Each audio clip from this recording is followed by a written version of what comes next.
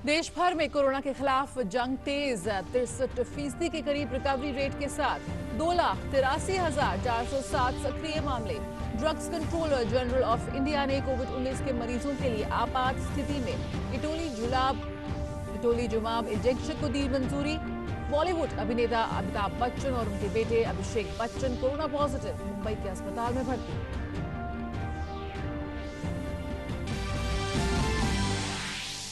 कई राज्यों ने कोविड संक्रमण के प्रसार को रोकने के लिए आंशिक लॉकडाउन का किया ऐलान। मेघालय के शिलोंग में सोमवार मंगलवार को पूर्ण लॉकडाउन। ईटानगर में 20 जुलाई तक बढ़ा लॉकडाउन। गुवाहाटी में 19 जुलाई तक बढ़ा लॉकडाउन। बेंगलुरु शहरी और ग्रामीण क्षेत्रों में 14 से 22 जुलाई तक पूर्ण लॉकडाउन की घोषणा।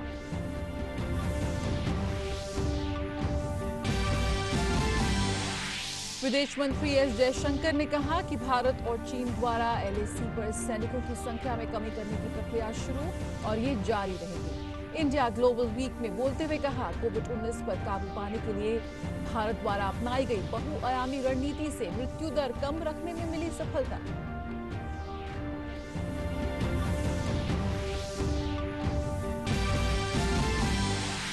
देश के कई राज्यों में बाढ़ का प्रकोप जारी। कई नदियां खतरे के निशान से ऊपर। हजारों हेक्टेयर भूमि जलमग्न। असम में भी 4 दिन से हो रही बारिश से नदियों का जलस्तर बढ़ा। एनडीआरएफ की टीमें तैनात। मौसम विभाग ने अगले कुछ दिनों में भारी बारिश की जताई आशंका।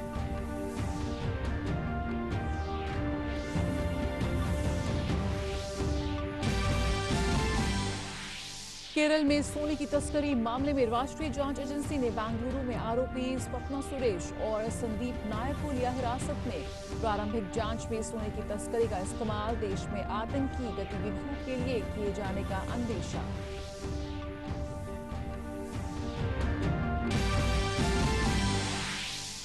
और अंतर्राष्ट्रीय खबरों में लंबे गतिरोध के बाद संयुक्त राष्ट्र सुरक्षा परिषद ने तुर्की की सीमा के जरिए सीरिया को सहायता दिए जाने को दी मंजूरी। यूएन ने सीरिया के उत्तर पश्चिम हिस्से को दी जाने वाली सहायता को जीवन रेखा बताया।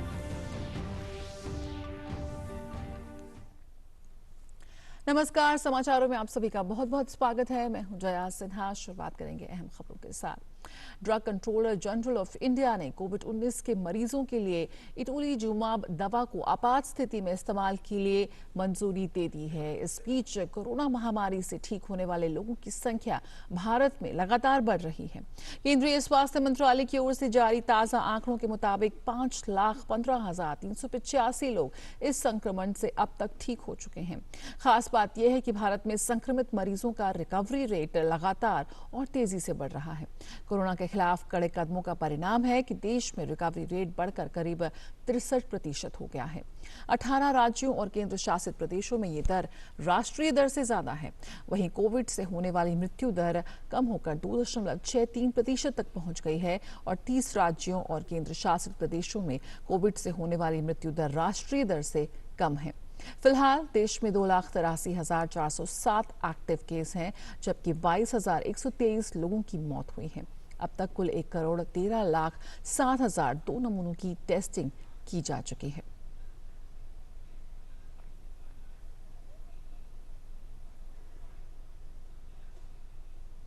और बॉलीवुड के दिग्गज अभिनेता अमिताभ बच्चन और उनके बेटे अभिषेक बच्चन कोरोना वायरस से संक्रमित हो गए हैं। शनिवार को उनकी टेस्ट रिपोर्ट कोरोना पॉजिटिव मिलने के बाद उन्हें मुंबई के नानावती अस्पताल में भर्ती कराया गया। अमिताभ बच्चन ने खुद इस बात की जानकारी दी है।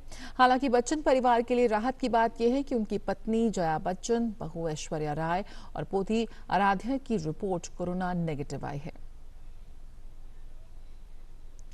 अमिताभ बच्चन ने अपने ट्वीट में लिखा, मेरी कोरोना वायरस संक्रमण जांच की रिपोर्ट पॉजिटिव आई है। मुझे अस्पताल में शिफ्ट कर रहे हैं। अब अस्पताल प्रशासन को सूचित कर रहा है। परिवार और बाकी स्टाफ टेस्ट करवा रहे हैं। जांच के नतीजों का इंतजार है। पिछले 10 दिनों में जो भी मेरे काफी करीब रहे हैं, उन सभी से निवेदन है कि अपना टेस्ट करवा लें।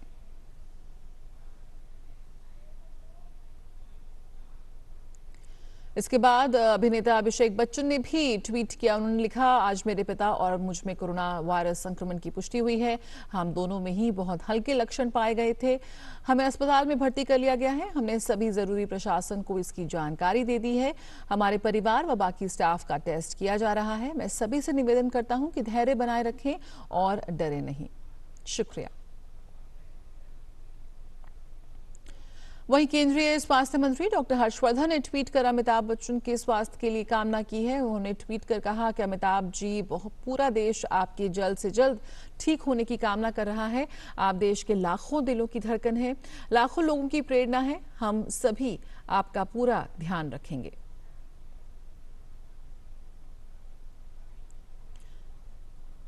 वहीं अपने दूसरे ट्वीट में उन्होंने अभिषेक बच्चन के ठीक होने की प्रार्थना करते हुए लिखा कि सबसे आकर्षक मुस्कान वाले एक युवा शानदार अभिनेता के लिए मेरी शुभकामनाएं। प्रिय अभिषेक बच्चन, अपना और अपने पिता बच्चन जी का ख्याल रखना। यकीन है कि आप दोनों जल्द ही अच्छे स्वास्थ्य के साथ वापसी करेंगे। बच्चन हमारे दिल पर राज करते हैं। आपके लिए हमारी प्रार्थना। केंद्रीय मंत्री सूचना एवं प्रसारण मंत्री प्रकाश जावड़ेकर ने भी अमिताभ बच्चन की सलामती के लिए कामना की है। उन्होंने कहा कि अमिताभ जी, आपके जल्द स्वस्थ होने की कामना करते हैं।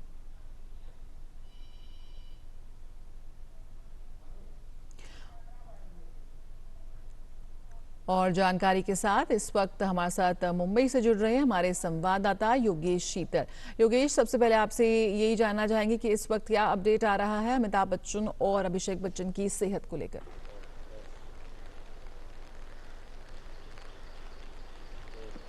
देखिए, अस्पताल प्रशासन ने जो अब तक की खबर है उसके मुताबिक यही है कि अभी उनकी स्थिति जो है वो अच्छी है, स्टेबल हम कह सकते हैं, स्टेबल है।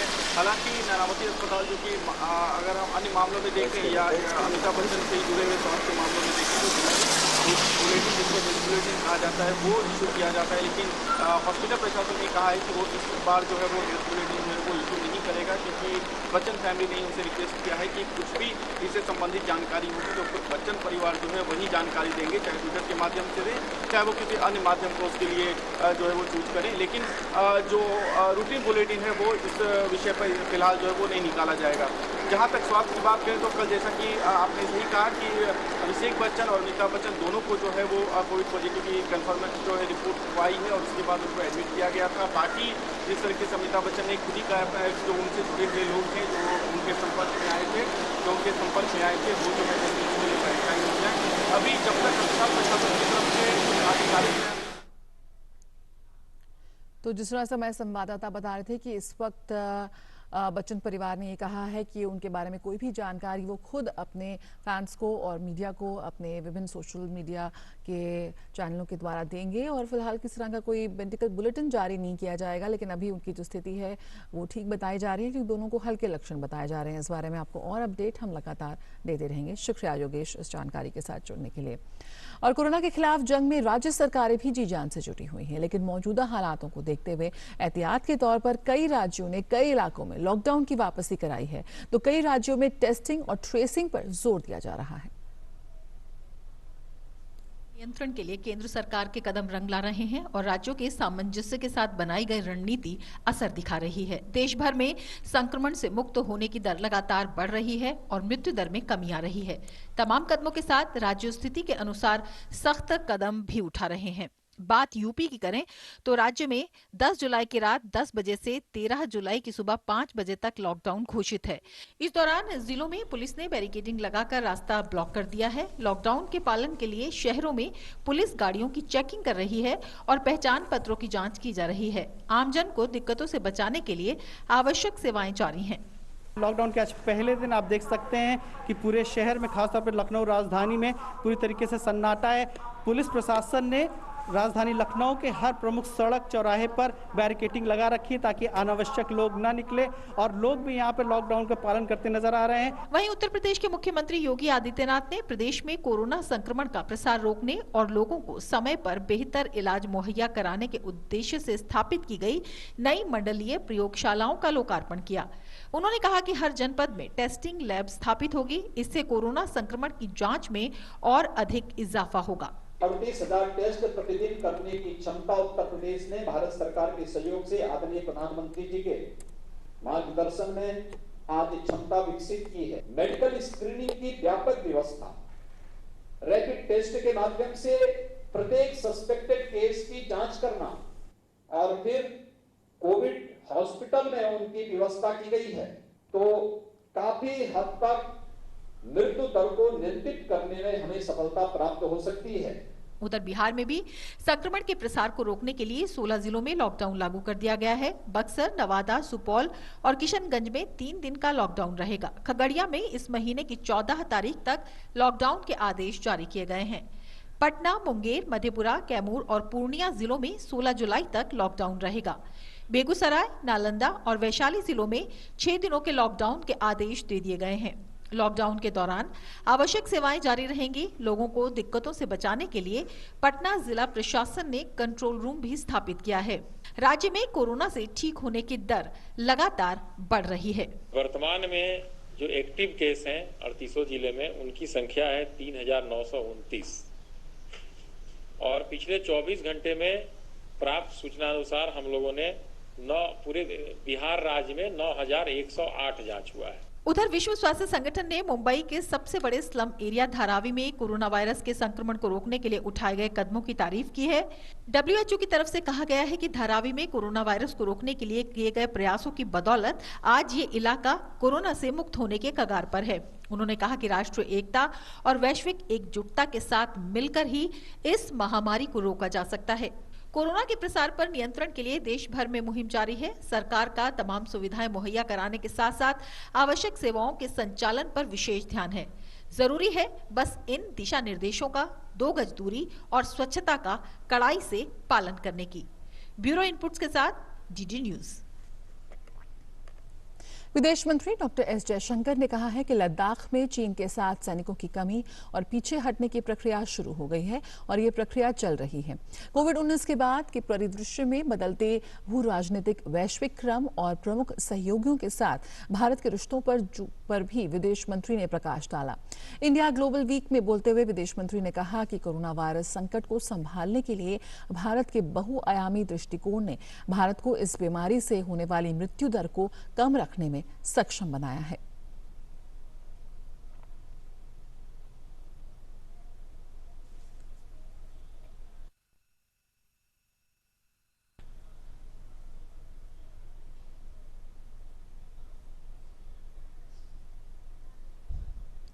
केरल सोना तस्करी मामले में NIA को बड़ी कामयाबी हासिल हुई है।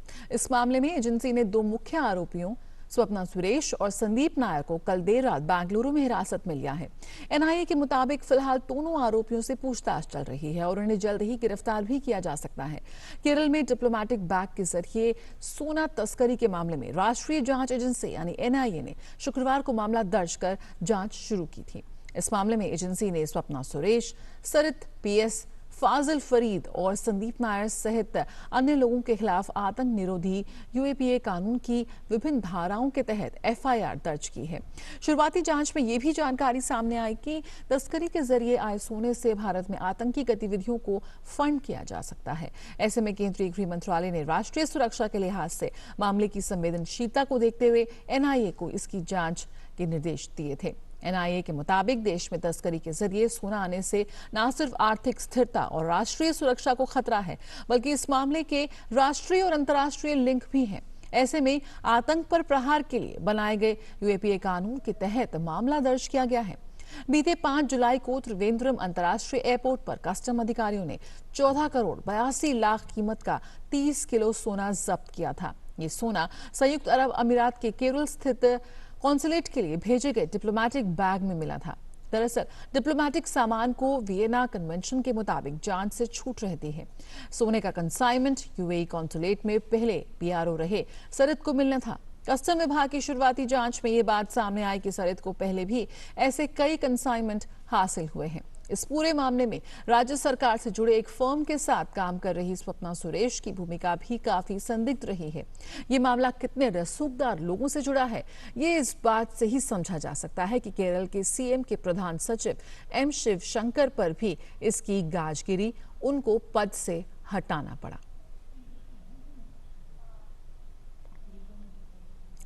प्रधानमंत्री नरेंद्र मोदी 26 जुलाई को एक बार फिर मन की बात कार्यक्रम के जरिए लोगों से अपने विचार साझा करेंगे और उससे पहले उन्होंने इस बारे में ट्वीट कर लोगों से अपने विचार भेजने का अनुरोध किया है। पीएम ने विश्वास जताया है कि देश के सभी लोग सकारात्मक बदलावों के बारे में, सामूहिक प्रयासों से प्रेरणा लेने के बारे में जानते होंगे और निश्चित रूप से उन पहलों के बारे में जानते होंगे जिन्होंने कई जीवन बदल दिए हैं। कृपया उन्हें इस महीने की मन की बात के लिए साझा करें जो 26 तारीख को होगा। मन की बात के लिए इनपुट देने के लिए कई तरीके हैं। 1800117800 डायल कर एक संदेश रिकॉर्ड करें। अपने इनपुट को नमो ऐप पर विशेष रूप से बनाए गए ओपन फोरम पर साझा करें। माईगॉव पर अपने विचारों को कलमबंद करें। और मॉनसून का दौर जारी है, कहीं बारिश तो कहीं भारी बारिश, कहीं किसानों के लिए खुशखबरी तो कहीं बाढ़ का उतार चढ़ाव। कई राज्यों में बाढ़ का प्रकोप है इस वक्त। मॉनसून की बारिश से देश के कई राज्य नदियों के बढ़ते जलस्तर के चलते बाढ़ जैसे हालात से जूझ रहे हैं। सबसे पहले बात बिहार की करें तो वहां कई नदियों का जलस्तर खतरे के निशान से ऊपर है। नेपाल के तराई क्षेत्र में भारी बारिश होने के कारण कोसी बैराज से 2,71,000 क्यूसेक पानी छोड़े जाने के बाद कोसी नदी के जलस्तर में भारी वृद्धि होने लगी है, जिसके चलते बाढ़ का खतरा मंडराने लगा है। जिला प्रशासन बाढ़ से निपटने के लिए पूरी तरह तैयार है। 61 बाढ़ आश्रय स्थल और 118 अन्य स्थलों को चिन्हित किया गया है। बाढ़ को लेकर तो हम लोग अभी पूरी मुकम्मल व्यवस्था किए हुए हैं। सारे नाव की तैयारी हो चुकी है। बाढ़ राहत केंद्र का भी तैयारी हो चुकी है। अभी बाढ़ की स्थिति तो अभी सामान्य है और जून में काफ़ी वर्षा हुई थी अभी लेकिन अभी स्थिति सामान्य है। जो डिस्चार्ज भी थोड़ा सा कम हुआ है। मेरा बस से जिलावासियों से अनुरोध रहेगा कि अपने स्तर से भी थोड़ा सा सतर्क रहें। तो सारी व्यवस्था की हुई है। बाढ़ की किसी भी स्थिति में हम लोग निपटने के लिए तैयार हैं। भारी बारिश के चलते खगड़िया में भी बाढ़ का खतरा मंडराने लगा है। संभावित बाढ़ के खतरे के मद्देनजर जिले को हाई अलर्ट पर रखा गया है। प्रशासन ने पर्याप्त संख्या में नाव की व्यवस्था की है। कई ऊंचे स्थानों को आश्रय स्थल के रूप में चिन्हित किया है। संभावित बाढ़ से जिले के करीब 120 गांवों की 1,22,000 आबादी प्रभावित हो सकती है। राहत और बचाव कार्य को लेकर एसडीआरएफ भी अलर्ट पर है। इस बीच बिहार, उत्तराखंड और उत्तरी पंजाब, हरियाणा, पूर्वी उत्तर प्रदेश के कई हिस्सों में 2 दिन तक भारी बारिश की संभावना है। बिहार, पश्चिम बंगाल और झारखंड में अगले 24 घंटों में आंधी और बिजली का पूर्वानुमान है। मौसम विभाग ने पूर्वोत्तर के राज्यों सिक्किम, मिजोरम, नागालैंड में अगले 3 दिनों में बहुत भारी वर्षा का अनुमान व्यक्त किया है।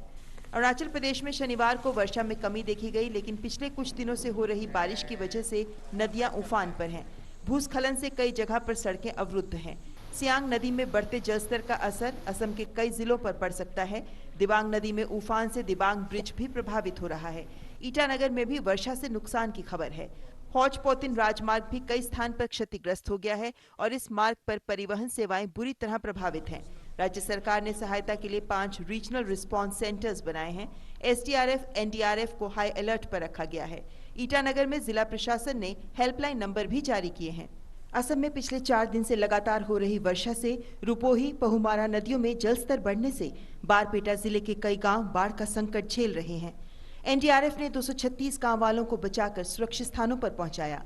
एनडीआरएफ की 9 टीमें असम में जोरहाट, बोंगई गांव, कामरूप मेट्रो, बारपेटा, कछार, शिवसागर, सोनितपुर, धेमाजी और तिनसुकिया में तैनात हैं।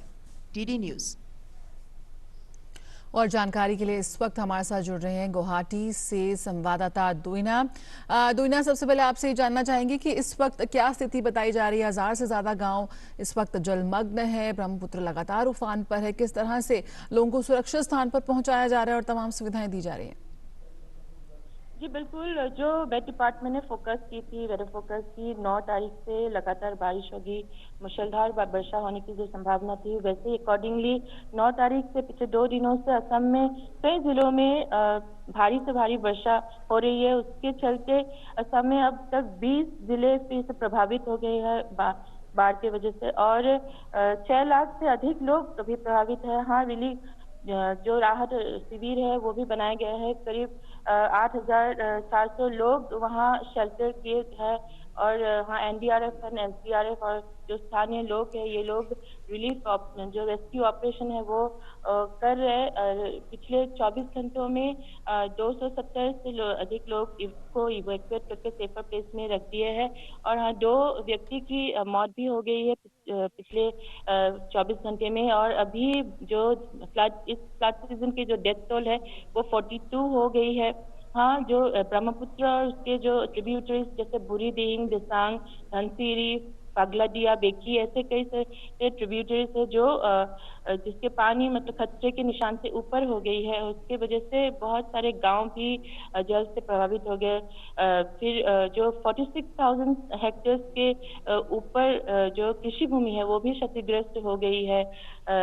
और साथ में अगर कहे जो हाँ डिस्ट्रिक्ट एडमिनिस्ट्रेशन की तरफ से हर संभव मदद कर रहे हैं ताकि वो इनमेट को जितने भी खान पान की व्यवस्था हो या जितना भी जो नेसेसरी जो अरेंजमेंट करनी है वो करने की पूरी तरह कोशिश कर रहे लगे हैं। क्योंकि पिछले अगर कहे कि 9 तारीख से आगे के दिन पहले वो फ्लड की सिचुएशन काफी इम्प्रूव हो गए थे, लेकिन फिर लगातार बारिश की वजह से अभी डिटीरियोरेट कर रहे हैं और उसके वजह से जो एनडीआरएफ, एसडीआरएफ और स्पेशली एनडीआरएफ के 6 टीम असम में स्टेशन है अलग अलग जिले में, बरपेटा, जोरहाट, लखीमपुर और जो रेस्क्यू ऑपरेशन वो ये लोग इन अ बिग वे कर रहे हैं।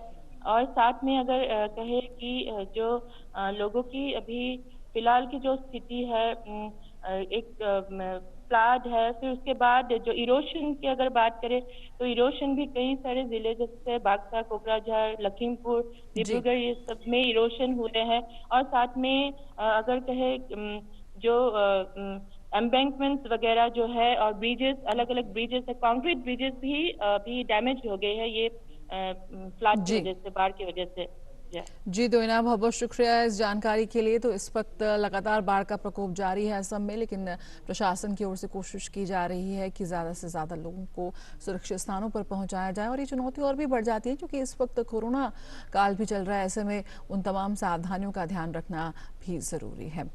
खबरों में आगे बढ़े तो संयुक्त राष्ट्र सुरक्षा परिषद ने शनिवार को तुर्की से सीरिया में सहायता पहुंचाने को मंजूरी दे दी है। संयुक्त राष्ट्र ने तुर्की से दी जाने वाली सहायता को देश के उत्तर पश्चिम में सीरियाई लोगों के लिए जीवन रेखा के रूप में वर्णित किया है। इस मुद्दे पर 15 सदस्यीय परिषद में गतिरोध उत्पन्न हो गया था, जिसमें अधिकांश सदस्य सीरियाई सहयोगी रूस और चीन के खिलाफ थे। परिषद के सदस्यों में इस बात पर भी मतभेद था कि 6 महीने या 1 साल के लिए प्राधिकरण का नवीनीकरण किया जाए या नहीं, जिस पर शनिवार को केवल 1 साल के लिए एक क्रॉसिंग को अधिकृत किया गया। 12 सदस्यों ने पक्ष में मतदान किया, जिस पर डोमिनिकन गणराज्य ने भी रोक लगा दी थी। विश्व में कोरोना वायरस का कहर जारी है, जिसमें संक्रमित लोगों की संख्या 1,26,23,000 के पार हो गई है। वहीं इस महामारी से 5,62,000 से ज्यादा लोगों की मौत हो गई। दुनिया में कोरोना से सबसे अधिक प्रभावित देशों में अमेरिका सबसे आगे है, जहां 32,39,000 से ज्यादा लोग संक्रमित हैं। वहीं 1,34,000 से ज्यादा लोगों की मौत हो गई। वहीं कोरोना वायरस महामारी की वजह से लगभग 4 महीने बाद दुनिया का सबसे ज्यादा देखा जाने वाला फ्लोरिडा का theme park Walt Disney world लोगों के लिए फिर से खोल दिया गया है, जहां लोगों ने कोरोना वायरस के प्रसार को रोकने के लिए मास्क और सामाजिक दूरी जैसे नियमों का पालन किया। अमेरिका में कोरोना से 32,39,000 से ज्यादा लोग इस वक्त संक्रमित बताए जा रहे हैं। और कोरोना वायरस महामारी शुरू होने के बाद पहली बार अमेरिकी राष्ट्रपति डोनाल्ड ट्रंप मुंह पर मास्क लगाए नजर आए। ट्रंप ने कुछ महीनों पहले ही सार्वजनिक रूप से फेस मास्क पहनने से इनकार कर दिया था। शनिवार को राष्ट्रपति ट्रंप सैनिकों को देखने के लिए वॉल्टर रीड पहुंचे थे। अमेरिकी राष्ट्रपति ने कहा कि मैं मास्क के खिलाफ कभी नहीं रहा, लेकिन मुझे लगता है कि मास्क पहनने का एक वक्त और एक जगह होती है। उन्होंने कहा कि जब आप अस्पताल में होते हैं, विशेष रूप से उस वक्त जब आप बहुत सारे सैनिकों से बात कर रहे होते हैं, तो मुझे लगता है कि मास्क पहनना बहुत अच्छी बात है। अमेरिकी राष्ट्रपति को इससे पहले रैलियों और अन्य सार्वजनिक कार्यक्रमों में कभी भी फेस मास्क पहने नहीं देखा गया था। और सर्बिया की राजधानी बेलग्रेड समेत देश के बड़े शहरों में लगातार 5वें दिन भी लोगों ने कोरोना के चलते लगे लॉकडाउन के खिलाफ प्रदर्शन किया। प्रदर्शनकारियों ने संसद भवन के सामने प्रदर्शन किया। इससे पहले प्रदर्शनकारियों ने संसद भवन में घुसने का प्रयास किया था, जिसमें झड़प होने से 14 पुलिसकर्मी घायल हुए थे। सर्बिया में बहुत से लोगों का आरोप है कि वुसिक और उनकी सरकार ने सत्ता पर अपनी पकड़ कायम रखने के लिए 21 जून को संसदीय चुनाव कराने के चलते संक्रमण मामलों में वृद्धि पर ध्यान नहीं दिया।